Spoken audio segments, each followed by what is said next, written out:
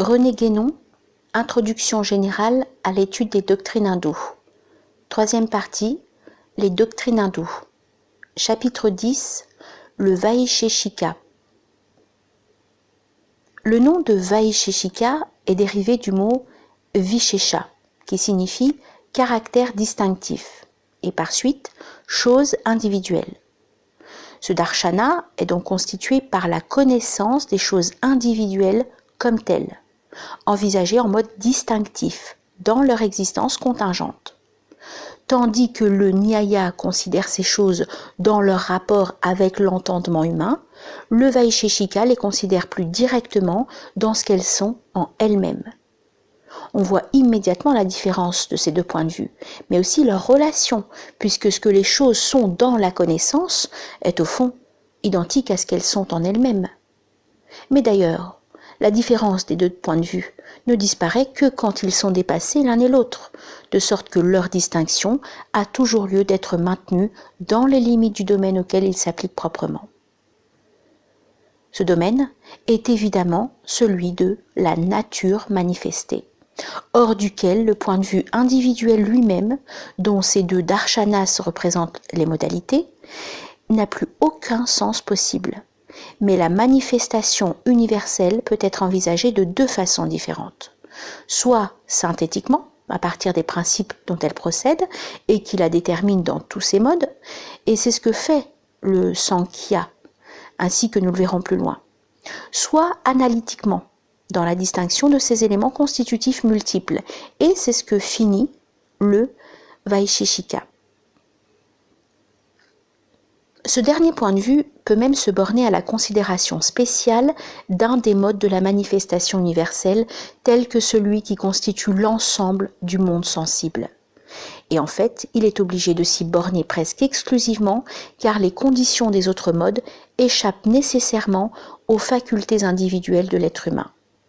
On ne peut y atteindre que par en haut, en quelque sorte, c'est-à-dire par ce qui, dans l'homme, dépasse les limitations et les relativités inhérentes à l'individu. Ceci sort manifestement du point de vue distinctif et analytique que nous avons à caractériser présentement. Mais on ne peut comprendre complètement un point de vue spécial qu'à la condition de le dépasser, dès lors que ce point de vue se présente non comme indépendant, et en toute sa raison d'être en lui-même, mais comme rattaché à certains principes dont il dérive, comme une application à un ordre contingent, de quelque chose qui est d'un ordre différent et supérieur. Nous avons vu que ce rattachement au principe, assurant l'unité essentielle de la doctrine dans toutes ses branches, est un caractère commun à tout l'ensemble des connaissances traditionnelles de l'Inde. Il marque la différence profonde qui existe entre le Vaisheshika et le point de vue scientifique tel que l'entendent les Occidentaux, point de vue dont le Vaisheshika est pourtant dans cet ensemble ce qu'il y a de moins éloigné. En réalité, le Vaisheshika est notablement plus rapproché du point de vue qui constituait chez les Grecs la philosophie physique. Tout en étant analytique, il l'est moins que la science moderne, et par là même, il n'est pas soumis à l'étroite spécialisation qui pousse cette dernière à se perdre dans le détail indéfini des faits expérimentaux. Il s'agit ici de quelque chose qui est au fond plus rationnel, et même dans une certaine mesure plus intellectuel au sens strict du mot. Plus rationnel parce que, tout en se tenant dans le domaine individuel, il est dégagé de tout empirisme. Plus intellectuel parce qu'il ne perd jamais de vue que l'ordre individuel tout entier est rattaché aux principes universels desquels il tire toute la réalité dont il est susceptible. Nous avons dit que, par physique, les anciens entendaient la science de la nature dans toute sa généralité. Ce mot conviendrait donc bien ici, mais il faut tenir compte d'autre part de la restriction que son acception a subie chez les modernes et qui est bien caractéristique du changement de point de vue auquel elle correspond. C'est pourquoi, s'il faut appliquer une désignation occidentale à un point de vue hindou, nous préférons pour le Vaisheshika celle de cosmologie. Et d'ailleurs, la cosmologie du Moyen-Âge, se présentant nettement comme une application de la métaphysique aux contingences de l'ordre sensible, en est encore plus près que ne l'était la philosophie physique des Grecs, qui presque toujours ne prend ses principes que dans l'ordre contingent, et tout au plus à l'intérieur des limites du point de vue immédiatement supérieur, et encore particulier, auquel se réfère le Sankhya. Malgré cela, l'objet même du Vaisheshika a pu déterminer chez une partie de ceux qui se sont consacrés spécialement à son étude une certaine tendance plutôt naturaliste, mais qui, étant généralement étrangère à l'esprit oriental, n'a jamais pu prendre dans l'Inde le développement qu'elle a eu en Grèce parmi les philosophes physiciens. Du moins, quelques écoles appartenant aux formes les plus dégénérées du bouddhisme devaient seules la pousser jusqu'aux conséquences où elle aboutissait logiquement. Et cela ne leur fut possible que parce qu'elles étaient ouvertement en dehors de l'unité traditionnelle hindoue. Il n'en est pas moins vrai que cette tendance, qui s'affirme dans la conception atomiste, existait déjà dans l'exposition habituelle du Vaisheshika, puisque l'origine de l'atomisme, malgré ce qu'il a d'hétérodoxe, est rapportée à Kanada, simultanément avec le développement même du Vaisheshika, qui n'en est pourtant pas nécessairement solidaire.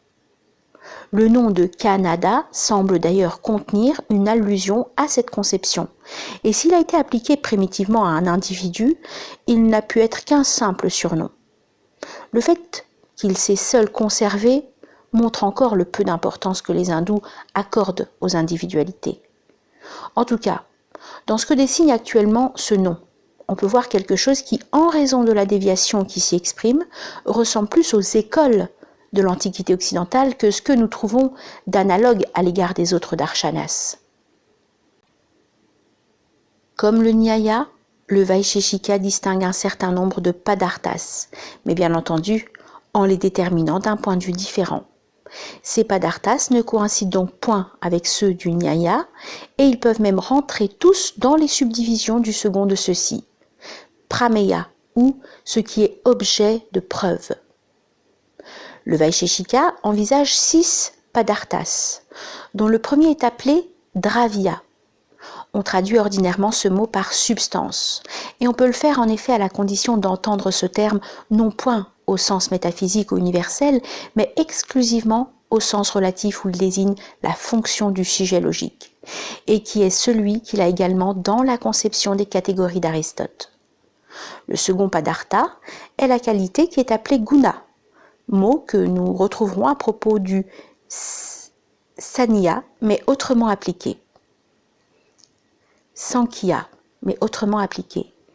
Ici, les qualités dont il s'agit sont les attributs des êtres manifestés, ce que la scolastique appelle accident, en l'envisageant par rapport à la substance ou au sujet qui en est le support, dans l'ordre de la manifestation en mode individuel. Si l'on transposait ces mêmes qualités au-delà de ce mode spécial pour les considérer dans le principe même de leur manifestation, on devrait les regarder comme constitutifs de l'essence, au sens où ce terme désigne un principe corrélatif et complémentaire de la substance, soit dans l'ordre universel, soit même relativement et par correspondance analogique dans l'ordre individuel.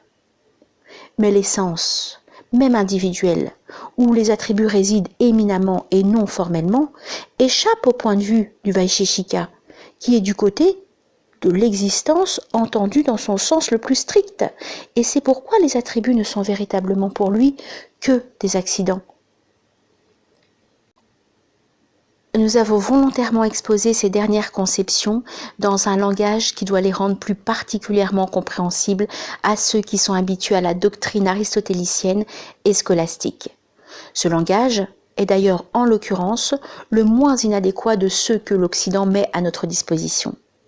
La substance, dans les deux sens de ce mot, dont ce mot est susceptible, est la racine de la manifestation.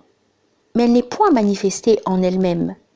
Elle ne l'est que dans et par ses attributs, qui sont ses modalités, et qui inversement n'ont d'existence réelle, selon cet ordre contingent de la manifestation, que dans et par la substance. C'est en celle-ci que les qualités subsistent, et c'est par elles que l'action se produit. Le troisième padartha est en effet karma, ou l'action. Et l'action, quelle que soit sa différence par rapport à la qualité, rentre avec celle-ci dans la notion générale des attributs, car elle n'est rien d'autre qu'une manière d'être de la substance. C'est là ce qu'indique dans la constitution du langage l'expression de la qualité et de l'action sous la forme commune des verbes attributifs. L'action est regardée comme consistant essentiellement dans le mouvement, ou plutôt dans le changement, car cette notion beaucoup plus étendue dans laquelle le mouvement ne constitue qu'une espèce, est celle qui s'applique le plus exactement ici, et même à ce que présente d'analogue la physique grecque.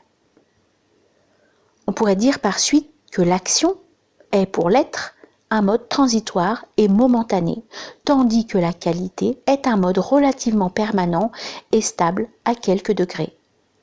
Mais si l'on envisageait l'action dans l'intégralité de ses conséquences temporelles et même intemporelles, cette distinction même s'effacerait, comme on pourrait d'ailleurs le prévoir en remarquant que tous les attributs, quels qu'ils soient, procèdent également d'un même principe, et cela aussi bien sous le rapport de la substance que sous celui de l'essence. Nous pourrons être plus brefs sur les 3 padarthas qui viennent ensuite, et qui représentent en somme des catégories de rapports, c'est-à-dire encore certains attributs des substances individuelles et des principes relatifs qui sont les conditions déterminantes immédiates de leur manifestation.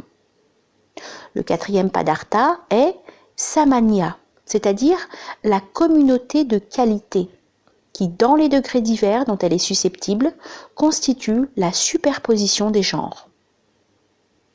Le 5e est la particularité ou la différence, appelée plus spécialement Vishesha, et qui est ce qui appartient en propre à une substance déterminée, ce par quoi elle se différencie de toutes les autres. Enfin, le 6e est Samavaya, l'agrégation, c'est-à-dire la relation intime d'inhérence qui unit la substance et ses attributs, et qui d'ailleurs elle-même un attribut de cette substance. L'ensemble de ces 6 padarthas, comprenant ainsi les substances et tous leurs attributs, constitue bhava, ou l'existence. En opposition corrélative est abhava, ou la non-existence, dont on fait quelquefois un 7e padartha, mais dont la conception est purement négative. C'est proprement la privation entendue au sens aristotélicien. Pour ce qui est des subdivisions de ces catégories, nous n'insisterons que sur celle de la première. Ce sont les modalités et les conditions générales des substances individuelles. On trouve ici en premier lieu les 5 bhutas, ou éléments constitutifs des choses corporelles, énumérés à partir de celui qui correspond au dernier degré de ce mode de manifestation, c'est-à-dire suivant le sens qui correspond proprement au point de vue analytique du Vaisheshika. Prithvi, ou la terre, Ap, ou l'eau, Tejas, ou le feu, Vayu, ou l'air, Akasha, ou l'éther. Le Shankya, au contraire, considère ces éléments dans l'ordre inverse, qui est celui de leur production ou de leur dérivation. Les 5 éléments se manifestent respectivement par les 5 qualités sensibles qui leur correspondent et leur sont inhérentes, et qui appartiennent aux subdivisions de la seconde catégorie. Ils sont des déterminations substantielles constitutives de tout ce qui appartient au monde sensible. On se tromperait donc grandement en les regardant comme plus ou moins analogues aux corps impies, d'ailleurs hypothétiques, de la chimie moderne, et même en les assimilant à des états physiques, suivant une interprétation assez commune mais insuffisante des conceptions cosmologiques des Grecs. Après les éléments, la catégorie de Dravya comprend Kala, le temps, et Dish, l'espace. Ce sont des conditions fondamentales de l'existence corporelle, et nous ajouterons, sans pouvoir nous y arrêter, qu'elles représentent respectivement, dans ce mode spécial que constitue le monde sensible, l'activité des 2 principes qui, dans l'ordre de la manifestation universelle, sont désignés comme Shiva et Vishnu. Ces 7 subdivisions se réfèrent exclusivement à l'existence corporelle. Mais si l'on envisage intégralement un être individuel tel que l'être humain, il comprend, outre sa modalité corporelle, des éléments constitutifs d'un autre ordre. Et ces éléments sont représentés ici par les deux dernières subdivisions de la même catégorie, Atma et Manas. Le Manas, ou pour traduire ce mot par un mot de racine identique, le mental, est l'ensemble des facultés psychiques d'ordre individuel, c'est-à-dire de celles qui appartiennent à l'individu comme tel et parmi lesquelles, dans l'homme, la raison est l'élément caractéristique. Quant à Atma, qu'on rendrait formal par âme, c'est proprement le principe transcendant auquel se rattache l'individualité et qui lui est supérieur.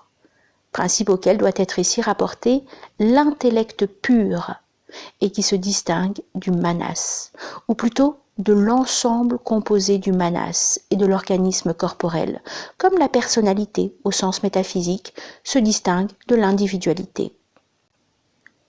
C'est dans la théorie des éléments corporels qu'apparaît spécialement la conception atomiste.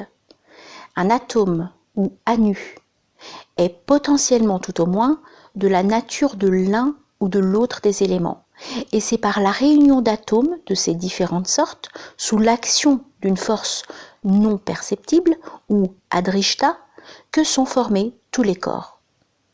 Nous avons déjà dit que cette conception est expressément contraire aux Védas, qui affirment par contre l'existence des 5 éléments. Il n'y a donc aucune solidarité réelle entre celle-ci et celle-là. Il est d'ailleurs très facile de faire apparaître les contradictions qui sont inhérentes à l'atomisme, dont l'erreur fondamentale consiste à supposer des éléments simples dans l'ordre corporel, alors que tout ce qui est corps est nécessairement composé, étant toujours divisible par là même qu'il est étendu, c'est-à-dire soumis à la condition spatiale. On ne peut trouver quelque chose de simple ou d'indivisible qu'en sortant de l'étendue. Donc de cette modalité spéciale de manifestation qu'est l'existence corporelle. Si l'on prend le mot atome dans son sens propre, celui d'indivisible, ce que ne font plus les physiciens modernes, mais ce qu'il faut faire ici, on peut dire qu'un atome, devant être sans partie, doit être aussi sans étendue. Or, une somme d'éléments sans étendue ne formera jamais une étendue. Si les atomes sont ce qu'ils doivent être par définition, il est donc impossible qu'ils arrivent à former les corps. À ce raisonnement bien connu, et d'ailleurs décisif, nous joindrons encore celui-ci, que Shankaracharya emploie pour réfuter l'atomisme. Deux choses peuvent entrer en contact par une partie d'elles-mêmes ou par leur totalité. Pour les atomes, qui n'ont pas de partie, la première hypothèse est impossible. Il ne reste donc que la seconde. Ce qui revient à dire que le contact ou l'agrégation de deux atomes ne peut être réalisé que par leur coïncidence pure et simple, d'où il résulte manifestement que deux atomes réunis ne sont pas plus quant à l'étendue qu'un seul atome, et ainsi de suite, indéfiniment. Donc, comme précédemment des atomes en nombre quelconque ne formeront jamais un corps, ainsi, l'atomisme ne représente bien qu'une impossibilité, comme nous l'avions indiqué en précisant le sens où doit être entendue l'hétérodoxie. Mais l'atomisme, étant mis à part, le point de vue du Vaisheshika réduit alors à ce qu'il a d'essentiel, est parfaitement légitime, et l'exposé qui précède en détermine suffisamment la portée et la signification.